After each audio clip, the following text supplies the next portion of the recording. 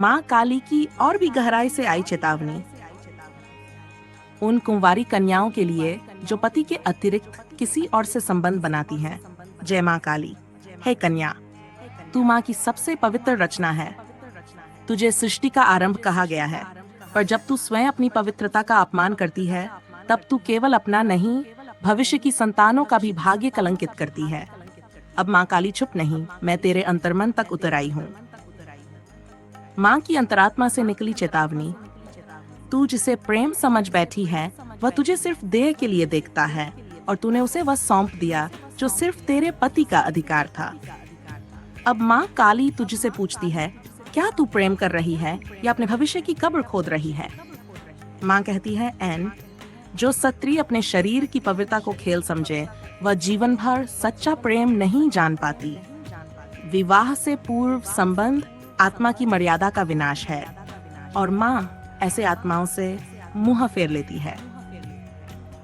कन्या यदि स्वयं को किसी पुरुष को सौंप दे जिसे विवाह का वचन नहीं दिया, तो माँ उस वचनहीन संबंध को श्रापित कर देती है।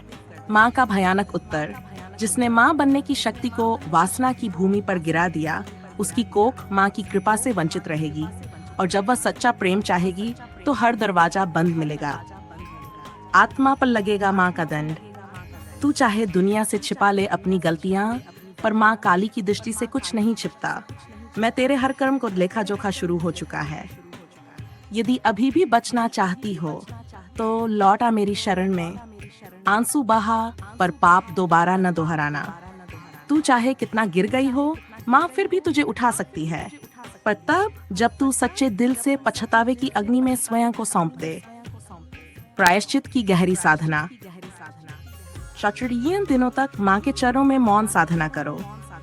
क्रीं क्रीं क्रीं कालिकाय नमः प्रतिदिन 8 बार जाप। अपने भीतर की इच्छाओं को तपस्या में बदलो। फिर जब सच्चा प्रेम आए, तभी विवाह से पूर्व उसे स्वीकार करो। माँ का अंतिम वचन, जिस कन्या ने स्वयं को अपवित्र किया पर पछतावे का मार्ग नहीं चुना, अब उसका सौंदर्य और भाग्य दोनों मिट्टी में मिलेंगे। माँ की शक्ति उसे तभी मिलेगी जब वह अपनी आत्मा को फिर से शुद्ध बनाएगी। बोलो जय माँ काली। माँ, मैं तेरी चेतावनी को आत्मा से स्वीकार करती हूँ, ये कमेंट करो।